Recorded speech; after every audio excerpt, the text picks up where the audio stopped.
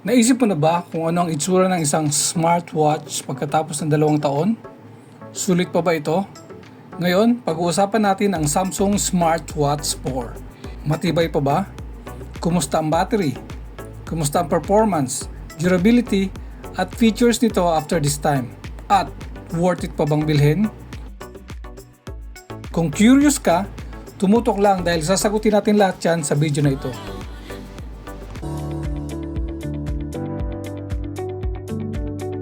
Hello good buyers, welcome back.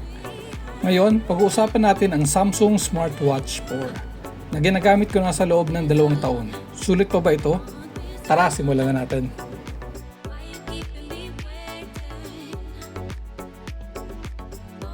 Okay, pag-usapan na muna natin ang design niya. After 2 years na paggamit, masasabi ko na matibay ang build ng Samsung Smartwatch 4. Yung Gorilla Glass screen, kahit na ilang beses mo nang tamaan, umuuntog ay minimal lang ang gasgas at actually on my side halos wala talagang gasgas. Yung aluminum body, walang mga noticeable dents kahit na regular ko itong ginagamit sa work and everyday daily activities. Sa fit naman ay comfy rin siya kahit isuot mo ng buong araw. At kung tatanungin mo ako kung outdated na ba ang design, hindi. Ang design niya ay super sleek at modern look ito. Parang bago pa rin.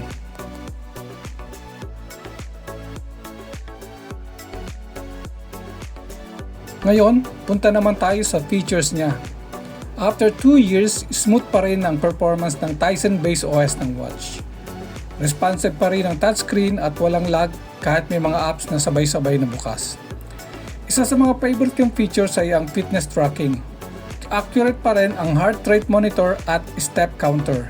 At malaking tulong din ang sleep tracking. Nakakatulong pa rin itong mag-track ng fitness goals kahit matagal nang ginagamit. Sa notifications, malinis pa rin ang integration sa phone.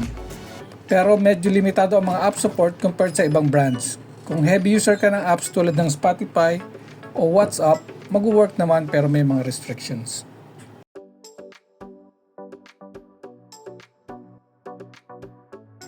Ang isa sa pinakamahalagang tanong, kumusta naman ang battery life niya after 2 years?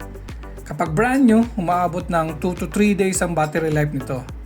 Pero ngayon, mga 1 to 2 days na lang, lalo na kung naka-on lahat ng features tulad ng always on display at GPS.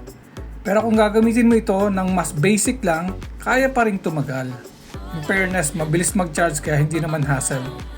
Pero kung heavy user ka, kailangan mo talaga mag-charge ng halos araw-araw.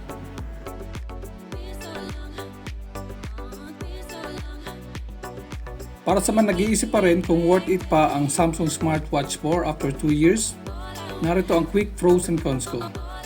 Matibay ang build at modern pa rin ang design. Smooth ang performance kahit na 2 years old na. Fitness tracking features na accurate at maganda ang notification integration sa phone. At meron siyang Find My Watch, click mo lang yun at mag-produce siya ng sound para malocate yung watch. Sa cons naman, battery life bumaba after 2 years lalo na sa heavy usage. Medyo limitado ang app ecosystem. Walang masyadong major updates sa features nitong huli.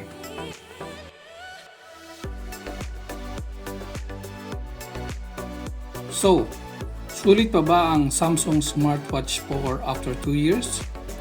Para sa akin, oo. Kung naghahanap ka ng reliable at stylish smartwatch na may solid fitness tracking at basic smart features.